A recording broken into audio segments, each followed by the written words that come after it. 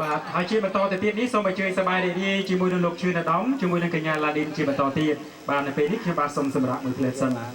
សូមអញ្ជើញដល់រីករាយសូមអញ្ជើញលោកឈឿនអាដាមបាទសូមអញ្ជើញផ្ដល់កិត្តិយសបាទ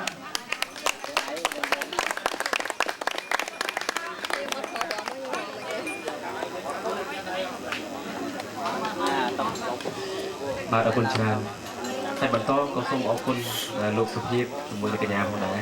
ក្នុងឱកាសនេះក៏ចូលរួមសប្បាយរីករាយជាមួយនឹងគ្នានៅផ្ដល់នូវភាពសប្បាយរីករាយនៅក្នុងរាត្រីនេះហើយក៏ចូលរួមជូនពរសម្រាប់គូស្វាមីភក្តិនៅក្នុងរាត្រីនេះសូមឲ្យជោគជ័យជាពិសេសឆ្លងគ្នាបានយូររហូត